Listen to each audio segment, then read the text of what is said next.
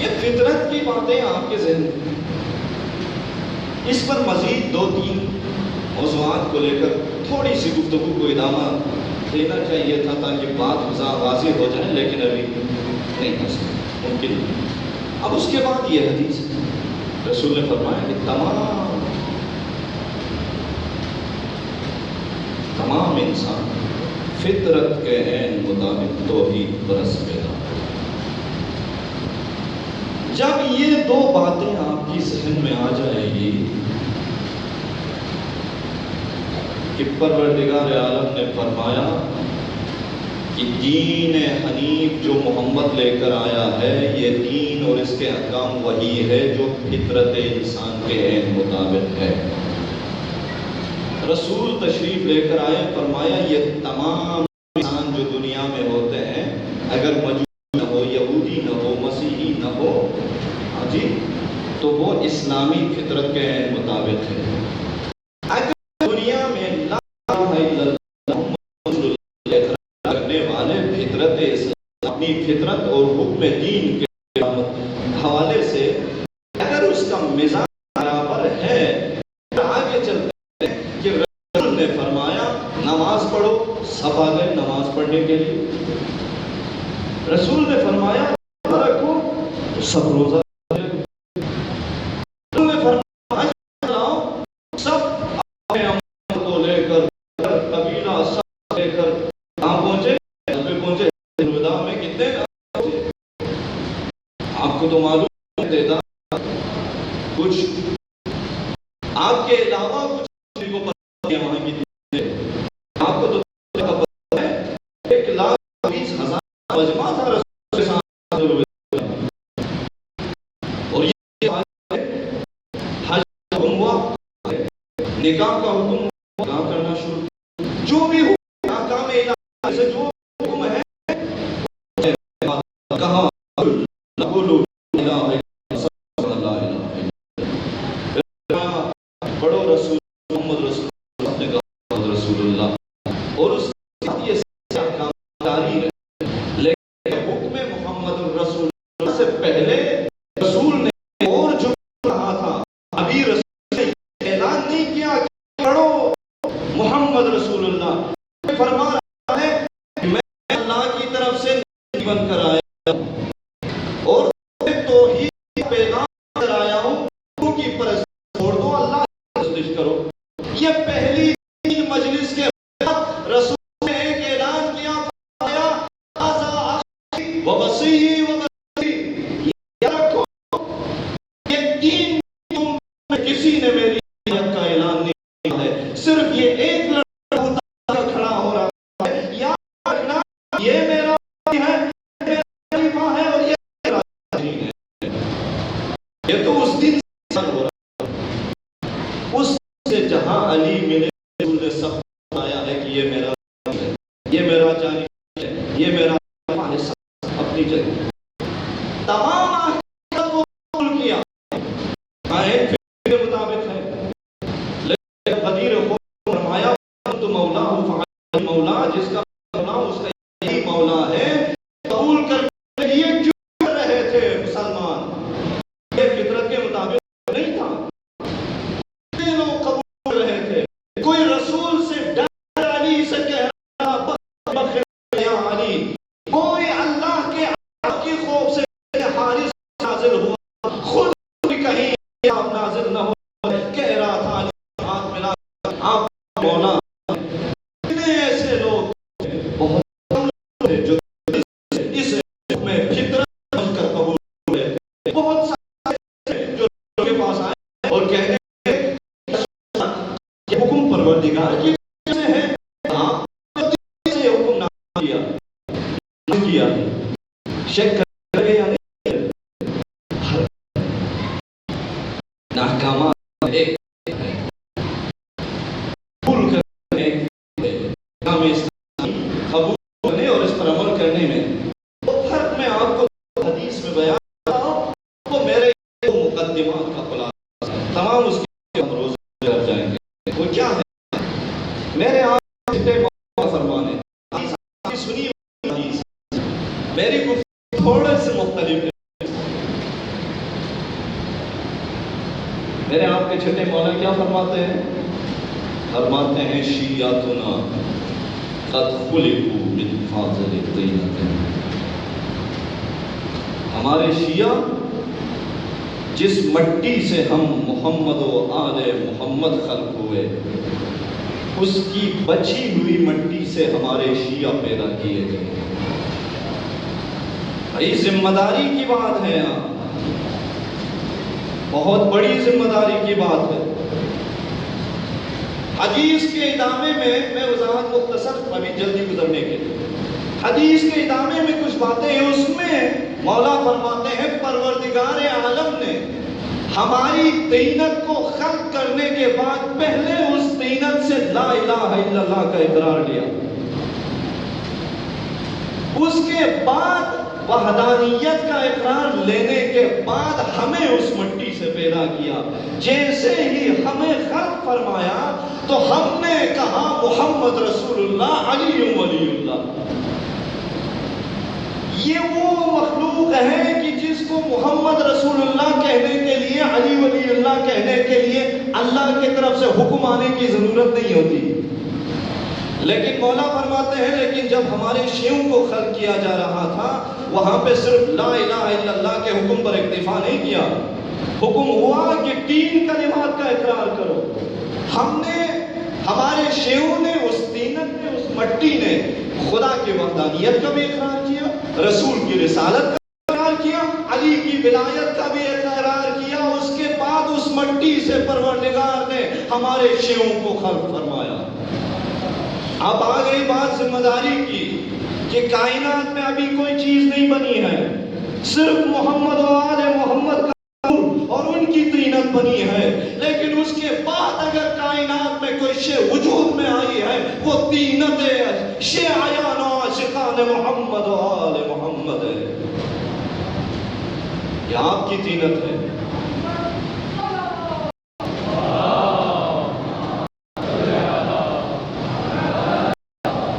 اور اب اس کی حدیث بھائی دنیا والے، میں پڑھ رہا تھا، ایک کالم پڑھ رہا تھا اخبار میں، ہمارے سوات کے کسی برادر نے اپنی ماں کے حوالے سے لکھا تھا کہ میری ماں، کیا نام تھا؟ ہاں جی، اس کا نام کالم لکھنے والا کالم میں کہا کہ میری ماں، کہتے ہیں کہ 1920 سال سے جو ہے یہاں پہ آزادہ لیکن ماں آج عاشورہ کے روز ہے اور چاول تیار کر کے بیچ دیتی ہے، یہ کر دیتی ہے یہ عاشورہ کے چاول نہیں بلکہ نظر ہے، یہ چاول نہیں، یہ راہ خدا میں کہہ کر، اور وہ مجھے یقین ہے میری چاول کے نام پہ پڑی ہے، وفاداری میں کرتی ہے۔ ہم نے یاد ہے کہ کھانا تھا عاشورہ یا ہماری خواتین کھیلتی اور مٹی بناتی، اس کے بعد عاشورہ انہیں کھلوں کو توڑ حسین کا مار، یہ ابھی خٹک خاندان کے حوالے سے پختونخوا کے، ان کا آج ہی ایک نشان ہے وہ کالا میں پڑھا، لیکن آج میں پڑھا بس تو وہاں پہ اس کے کالا کے نیچے لیا کہ ہماری طرف ماں سلام کرنا، آپ کی ماں الگ سلام نہیں کر رہی ہے، فطرت کے مطابق کارنامہ انجام اس کو ثابت کرتے ہیں، آگے چلتے ہیں۔ ایک گئی وہ حدیث پڑھنا ہے بس تمام۔ مولا فرمایا کہ آپ کی تین جو ہے وہ محمد آل محمد کی تین سے وابستہ ہے۔ میرے آپ کے ساتھ مولا فرماتے ہیں، ساتھ ایک درود پڑھیں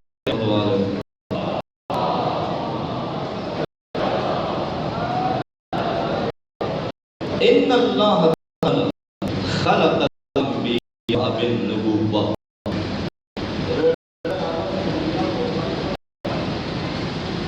پروردگار عالم نے انبیاء کو خلق فرمایا، نبوت کے ساتھ خلق فرمایا، نبوت کے ساتھ خلق فرمایا۔ حدیث تھوڑی توجہ، کیونکہ ابھی وضاحت کا وقت گزر، مجھے مصائب کی طرف جانے کا وقت، بس یہ حدیث میں پیش کروں تبرک ہدیہ آپ کے لیے عزیزوں کے۔ فرمایا اللہ نے نبوت کے ساتھ کیا، فلا یہ نبی کے سوا بننا ہی نہیں، انہوں نے اس دنیا میں آنا نبی بننا تھا، چونکہ اللہ نے ان کو نبوت کے ساتھ خلق کیا۔ خلق اللہ تعالی سید الوصیہ، پروردگار عالم نے تمام اوصیاء کو وصیت پر ہی خلق فرمایا تھا۔ فلا یکونون وصیہ، انہوں نے کے علاوہ کچھ اور ہی نہیں تھا۔ اب کوئی نبی اس دنیا میں آتے اور پھر اس سے کسی اور کے کوئی چیز بننے کی توقع رکھے، یہ ہونے والا نہیں۔ اور کوئی وصی آ جاتے پھر اس سے کہے کہ میں نہیں بنوں گا، ان کو بنا دیتے، یہ ممکن ہی نہیں۔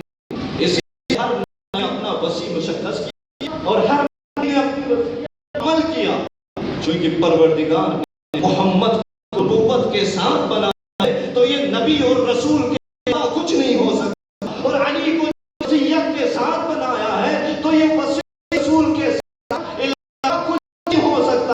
اب یہ آپ سمجھیں ان کے حسن، ان کے بعد ہمارے آج کے زمانے کے امام تک، یہ وصی رسول کے علاوہ کوئی نہیں سکتا۔ ان کو ماننے کے لیے بھی ایسی مخلوق کی ضرورت ہے جو نبی نبوت پر نبی نے وصیت پر وصی کے ساتھ فرماتے ہیں، وَخَلَقَ اللَّهُ أَشْيَاءَ، ہمارے شیعوں ہماری دین نے خلقیا بالمحبہ اور ہماری محبت کے ساتھ ان کو کیا۔ آیا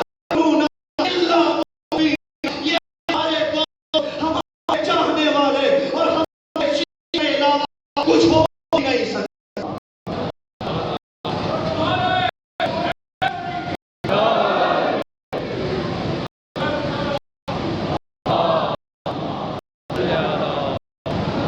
یہ ہمارے شیعہ کے ہمارے کے علاوہ کچھ ہو ہی نہیں سکتا۔ تب یہ ہوا کہ اگر دنیا میں اسلام کی ہے ماننے والے ہیں، علی کے چاہنے والے ہیں، اگر اسلام کو فطرتی سمجھ کر قبول کرنے والے ہیں تو علی اور علی کے چاہنے والے ہیں، حسین اور حسین کے چاہنے والے ہیں۔ یہ ہمیں نہ کرتے ہیں کہ ہم چھوڑ کر نماز پڑھے، ناک پر سجدہ کرے، تیمم کرے، وضو کرے، غسل کرے، حکم عمل کرے، وہ حکم قدرت کے مطابق ہے۔ بالکل اسی طرح ہم محمد کے بعد علی کے علاوہ کسی دانش محمد نہیں سمجھتے ہمارے قدرت کا حکم ہے۔ حسین کے علاوہ کسی کو لائق نہیں سمجھتے، یہ ہماری قدرت کا حکم ہے۔ اگر حسین زندہ باد کہا ہے تو ہماری قدرت کے حکم پر عمل کرتے ہوئے کہا ہے، اور حسین کے دشمن کو مرباد کہا ہے، یہ بھی ہماری فطرت کا تقاضا ہے۔ اس فطرت کے تقاضے کی تعمیل رسول کرتا ہے، اللہ کیا کرتی ہے۔ جو نیچر کہتے ہیں اسلام سے ہوتے جا رہے ہیں، ہم اسلام نہیں رکھتے، ہم نیچر کے پیروکار ہیں۔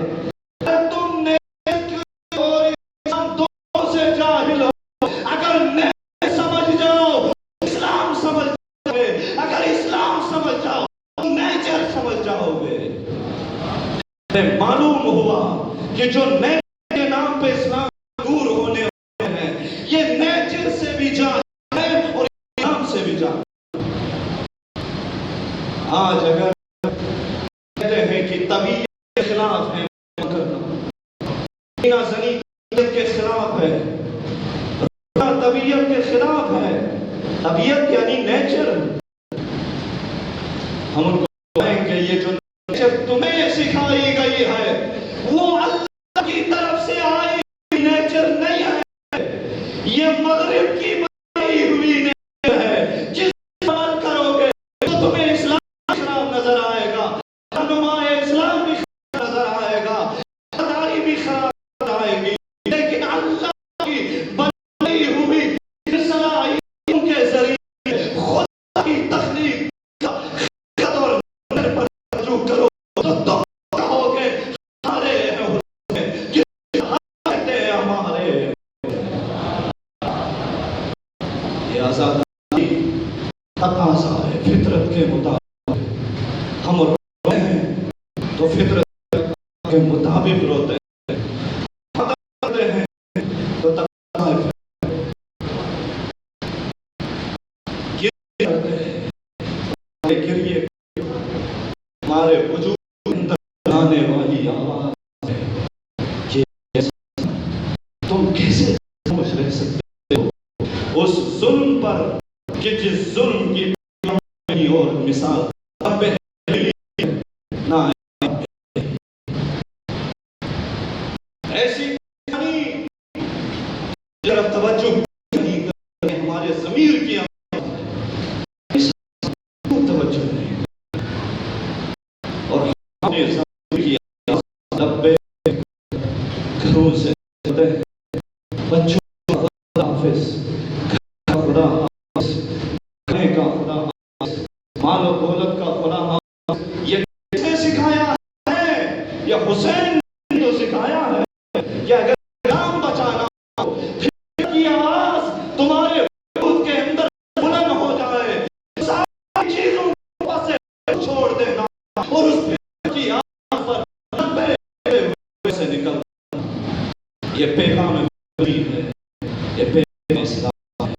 اور اسلام کے پیغامات اگر اللہ کی عبادت کو, رسول کی عبادت کو اور رکوع میں زکات دینے کی قبول کرتے ہیں, اسی سلسلے میں کڑی آ کر آج اگر ہم زمان کے امام کا اعلان کرتے ہیں اور آپ کا اعلان کرتے ہو انتظار کا اعلان کرتے ہیں تو اس مطلب نہیں کہ ہم نے کوئی اپنی طرف سے حکم بنایا, قرآن بنایا, ہم خواہش کے مطابق کوئی بات بنی, بالکل نہیں.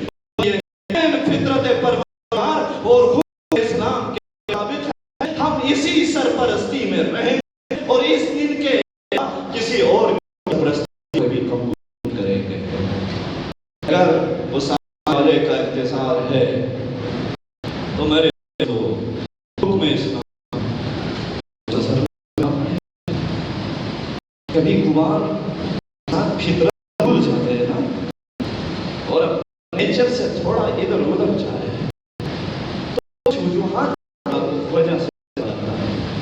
اس لیے میں ایک بات کروں, ایک ہمارے صاحب اس معاملے کو اس واقعے سے پہلے سنتے تہران علی گنج کے نام سے مشہور بدماش تھا. بدماش ہے نا آپ کو, اس کے علاوہ کوئی لفظ نہیں لے سکتے اس کے لیے اور کوئی لفظ, یہ اس کے لیے لفظ کافی ہے. ایک بدماش رہتا تھا لیکن کبھی عاشور کا دن آتا تھا تو محرم کے ایام کہتا تھا مجھے شرم آتی ہے کہ میں شرم, مجھے شرم آتی ہے میں گناہ. یہ ایام حسین کا ایام ہے, حسین کے احترام میں یہ چند گناہ چھوڑ دیں گے. کچھ نہیں کرتا تھا, نہ نماز تھا, نہ روزہ تھا, نہ کرنے والا تھا, بلکہ لوگوں سے مار کر کھانے والا تھا. لوگوں کے مال کو لوٹ کر لے اور اپنے درمیان میں تقسیم کرتے جاتے اور لوگوں پہ حملہ کرتے سے فلاں فلاں یہ. اور اس کے علاوہ سمجھ لیجیے علی کا تمام گناہوں کا مجموعہ, لیکن 10 دن گناہ کرتا تھا. ایک نیا رات کہیں سے جا رہا تھا, ایک شیخ وہاں سے دیکھا, وہ کہا کہ کہاں سے, کہاں مجلس سے, کس مجلس سے, کہا وہ مجلس. سینہ زنی ہوتی ہے، نوحہ ہوتا ہے، مرثیہ ہوتا ہے، غم کے حالات بیان کرتے ہیں، پھر لوگ روتے ہیں، ماتم کرتے ہیں، اس میں لوگ روتے ہیں تو کس طرح روتے ہیں؟ اس نے کہا آنسو بہاتے ہیں، فریاد کرتے ہیں، یا حسین کہتے ہیں۔ اس نے کہا پھر نوحہ مرثیہ سینہ زنی سر پیٹتے ہیں، چہرے پہ ماتم کرتے ہیں، سینے پہ ماتم۔ علی گردابی وہ بدماش آدمی کہتا ہے میں سمجھتا ہوں اس سے تو کہ ایک ذرے کا بھی نہیں ہوگا، اس سے تو حسین نے جو خدمت کی انسانیت کی اس کے ایک ذرے کا بھی حق ادا نہیں۔ اس نے کہا کہنا کیا چاہتے ہیں، تم کون ہو؟ میں نے کہا مجھے چھوڑ دو اے شیخ، تم اچھے آدمی ہو نا، میں برا آدمی ہوں، میرا نام علی گندابی ہے۔ وہ ڈر گیا، جب یہ کہیں اسی راستے میں میرے ساتھ کوئی بدی نہ کرے، دعا نہ کرے۔ اس نے کہا تم حسین کی مجلس سے آ رہے ہو اس لیے چلے جاؤ، وگرنہ تمہارے جیب میں جتنے بھی تھے میں ساتھ لے کر جانے نہیں دیتا، بس حسین کے احترام میں تمہارے جیب کو میں نہیں مانتا، چلا گیا۔ شیخ چلا گیا۔ ایک دن آیا، اگلی محرم، دوسری محرم کے محرم گزرنے کے بعد تہران کے آقا سید احمد مشہور اس زمانے کا واعظ تھا، سب سے ٹاپ کلاس کے جو خطیب نہیں ہوتے ہمارے، ایران کے ٹاپ کلاس کے خطیب تھے، تو بلایا کہا سید احمد میرے پاس 10 دن کی مجلس ہے، آپ مجلس پڑھنے آئے۔ جرأت ہے کسی کی علی گردابی کی بات کو ٹال دے؟ ڈر کے مارے انہوں نے بہانہ تو کیا لیکن نہیں ہو سکا۔ انہوں نے کہا ٹھیک ہے، پھر ہم ایسا کرتے ہیں رات کے 11 بجے تمہارے گھر مجلس رکھتے ہیں، تاکہ وہ یہ کہیں کہ بھائی یہ بھی کوئی مجلس رکھنے کے ٹائم ہے۔ اس نے کہا حسین کے نام پہ آپ جس ٹائم آؤ گے میں اسی ٹائم مجلس کا انتظام کروں گا۔ ہو گئے 11 بجے، 9 دن مجلس پڑھنے کے بعد 90 دن اس نے سید احمد کو چائے کے لیے کمرے میں بلایا، کہا کہ آج کام کر کے دکھانا ہے، کہا انشاءاللہ کوشش کرتا ہوں۔ گیا، تقریر کی، مسائل پڑھ کے اتر گئے۔ علی نے کھڑے ہو کر دروازے سے کھڑے ہو کر کہا کہ سید احمد مجلس پڑھنا نہیں آتا آپ کو؟ وہ بڑے خطیب، اس نے کہا مجلس پڑھنا نہیں آتا آپ کو؟ اس نے کہا کیا ہوا؟ کہا اس طرح مجلس پڑھی جاتی، میں ہر دن انتظار کر رہا ہوں کہ آپ ایسی مجلس پڑھیں کہ لوگ منقلب ہو جائیں، اور آج 9 مجلس پڑھ کے بھی لوگ منقلب نہیں ہو رہے ہیں۔ ابھی میں جاتا ہوں۔ آ گیا وہ اسی کرسی پہ بیٹھ گیا علی گردابی۔ اس نے کہا کہ میرے بدماش بھائیو، یہ اس کا خطبہ ہے، وہ جتنے لوگ ادھر بیٹھے تھے اس کی مجلس میں بدماش ہی آئیں گے نا۔ اس نے کہا میرے بدماش بھائیو میری بات سنو، مجھے بتاؤ کربلا میں کیا کیا ہوا۔ ایک ایک مسائل بیان کیا، عاشورہ کے مسائل بیان کرنے لگے۔ پھر اس نے کہا کہ لوگ میرے بھائیو یاد رکھو، یہ جتنے مسائل آل محمد پہ مصیبتیں لگانے والے تھے، مصیبتیں اور ان کو مصیبت میں گرفتار کرنے والے لوگ تھے، اور ان پہ اتنے سارے مظالم کرنے والے لوگ تھے، ان میں سے کوئی بھی ہماری طرح کا بدماش نہیں تھا۔ کوئی حافظ قرآن تھا، کوئی صحابہ کا بیٹا تھا، کوئی بڑا پہلوان تھا، کوئی نامی شخص تھا۔ یاد رکھو کہ زینب کی چادر چھیننے والے ہماری طرح کے بدماش نہیں تھے، وہ حافظ قرآن تھے۔ حسین ہمیں اب بھی قبول کریں گے، چلے آج سے حسین کے دروازے پہ چلے جاتے ہیں۔ علی گندابی کی تقریر نے پورے تہران کے بدماشوں کو حسین کا عاشق بنا دیا اور اس راستے پر لے کر آیا۔ کیوں آیا؟ ابھی آپ کو یاد ہے میں نے اس کھٹک صاحب کو ان کو لکھا تھا کہ آپ کی ماں جو کر رہا ہے فطرت کے مطابق کر رہا ہے۔ یہ فطرت، یہ جو بدن ہے، یہ جو طینت ہے، یہ اس انسان کے جو نیچر ہے، وہ محمد و آل محمد کے طینت اور ان کی محبت کی پانی سے اس کی خمیر بوندی گئی گئی ہے، اس لیے علی گندا بھی بنو، پھر بھی ایک دن حسین کے دروازے پر واپس آؤ گے۔ میرے عزیزوں،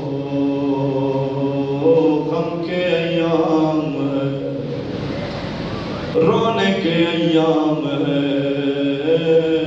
خدمت کے ایام ہے۔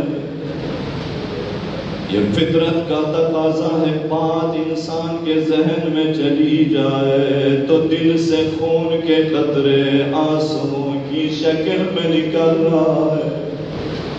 دو گفتگو آج کے دن کے حوالے سے، آج کی رات کے حوالے سے، اس لیے کہ ہمیں دونوں جہت کو ساتھ رکھنا ہے، چونکہ زینب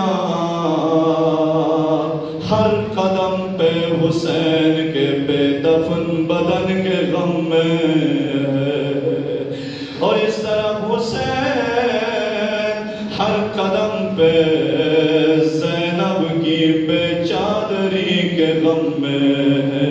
دونوں جہت کو ساتھ لے کر جانا ہے۔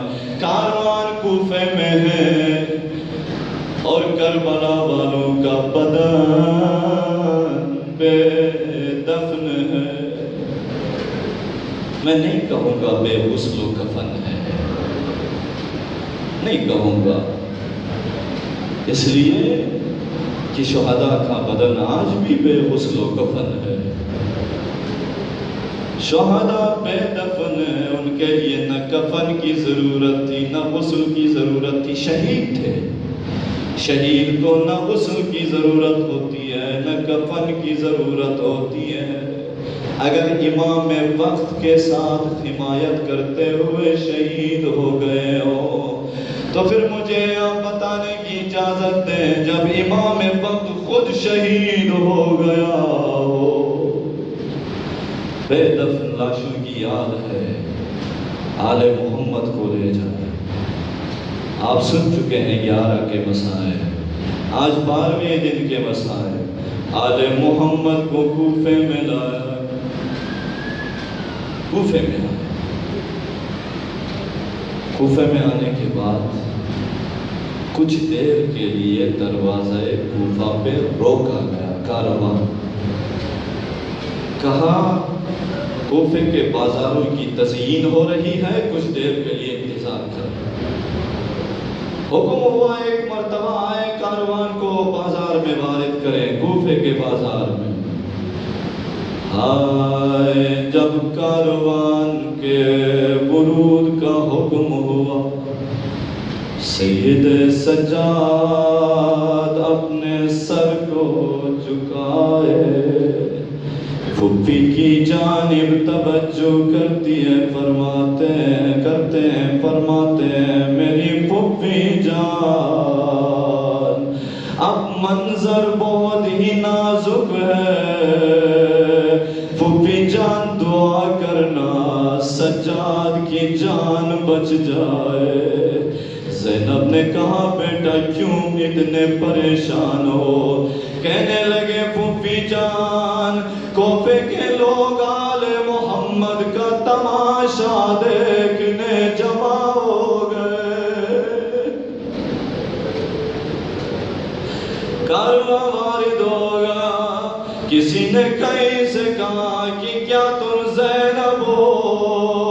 بتا تم 18 بھائیوں کی بہن تھی، تیرے بھائی کہاں گئے؟ کسی نے اس طرف سے کہا زینب کیا تم عباس کی بہن ہو؟ مجھے بتا تیرا عباس کہاں گیا؟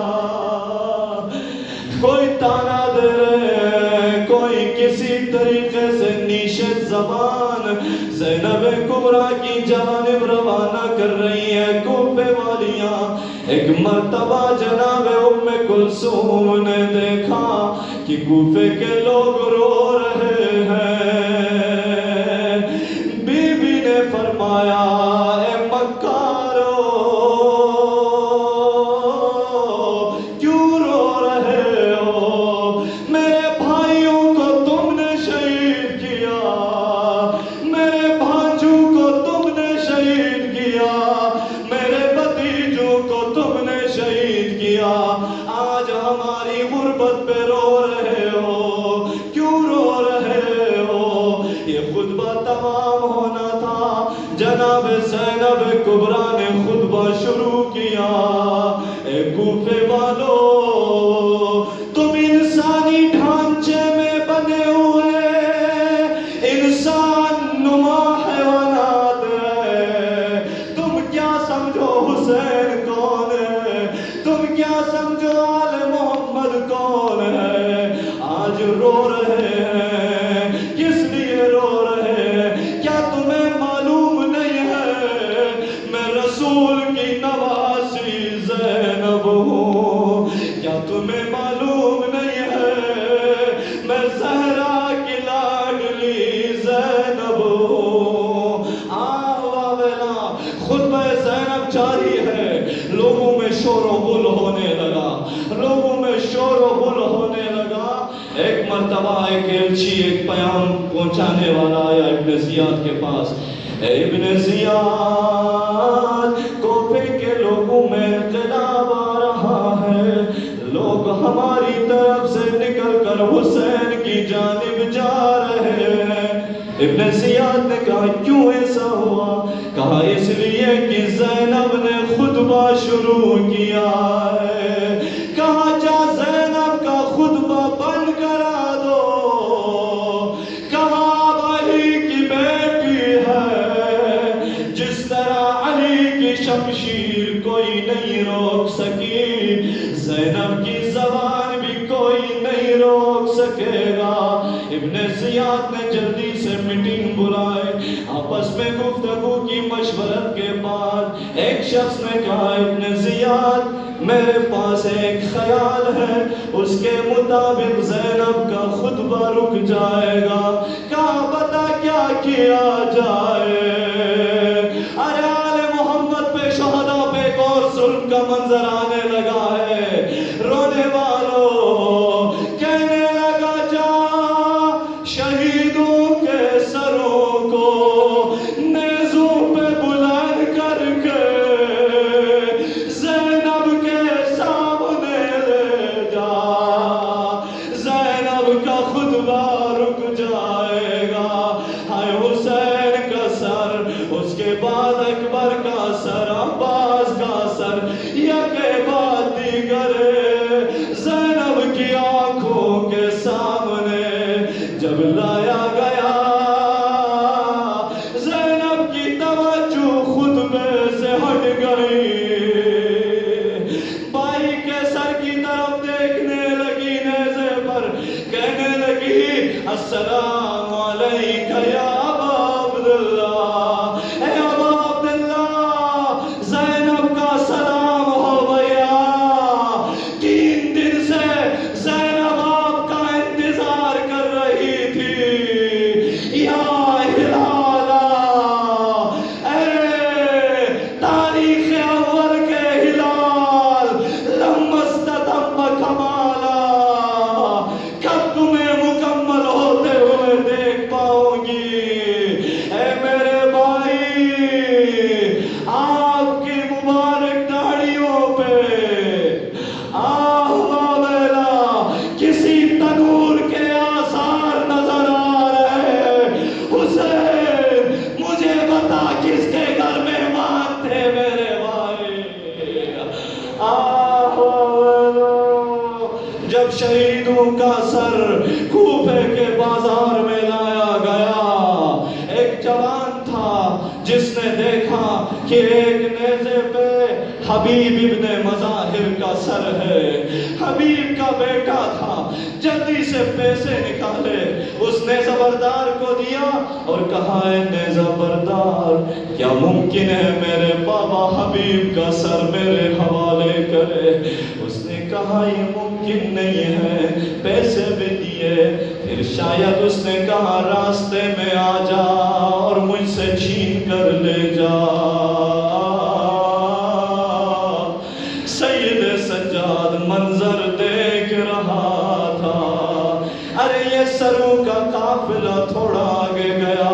حبیب کے بیٹے نے اپنے دوستوں کو بلایا، کہا یہ میرے بابا کا سر ہے جس کا بیٹا زندہ ہو، کس میں جرت ہے اس کا سر نیزے پہ بلند کرے؟ سب گئے اور حبیب کے سر کو چھین کر اس کے بیٹے نے لے کر آیا۔ راستہ چلتے ہوئے جب سید سجاد کے پاس سے گزر رہے تھے، حبیب کا بیٹا فخر کر رہا تھا، جس باپ کا بیٹا زندہ ہو، جس میں جرت ہے اس کا سر نیزے پہ بلند کرے۔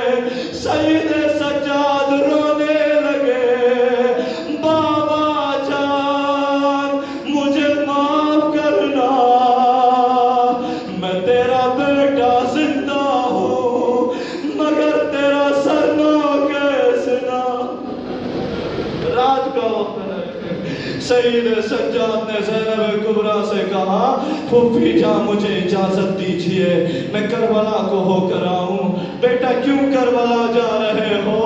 فرمایا بنی اسد والے میرے بابا اور بھائیوں کو دفن کرنے آئے ہوئے ہیں، مگر پھوپھی جان وہ لوگ پریشان ہیں، کون آقا ہے، کون غلام ہے، کون باپ ہے، کون بیٹا ہے، میں انہیں بتانے جاؤں گا۔ سید سجاد کوفے سے کربلا روانہ ہو گئے۔ بنی اسد نے دیکھا ایک نورانی شخصیت سوار آ رہا ہے، انتظار کیا، سوار آ گیا بنی اسد کے پاس، کہا اگر تم نہیں جانتے ہیں یہ کون ہے میں اچھی طرح جانتا ہوں۔ کہا آپ کون ہے؟ کہا میں حسین کا غریب بیٹا، عباس کا مظلوم بھتیجا، اکبر کا غریب بھائی، میرا نام علی ابن الحسین، میں اپنی پھوپھیوں ماؤں کا قافلہ لے کر کوفے میں جا چکا ہوں، ابھی آپ کی مدد کے لیے آیا ہوں۔ ایک ایک کر کے شہیدوں کو دفن کرنے لگے، مگر ہائے جب حسین کے بدن کی باری آئی تو دیکھا حسین کا بدن کسی کپڑے میں رکھ کر دفن نہیں کیا جا سکتا۔ آہ ویلا، ایک حصیر لایا گیا، بدن ابا عبداللہ کو اس حصیر میں لپیٹا گیا۔ سید سجاد بابا کے بدن کو قبر میں اتارنے لگے، ہائے کٹی ہوئی گردن پہ ایک بوسہ دیا، کہا بابا جان معاف کرنا، میری خواہش تھی آخری بار آپ کی زیارت کروں۔ بابا جان اب آپ کی زیارت سجاد کے لیے شام کے بازار تک رہ جاتی ہے۔ ادا لعنت اللہ علی القوم الظالمین۔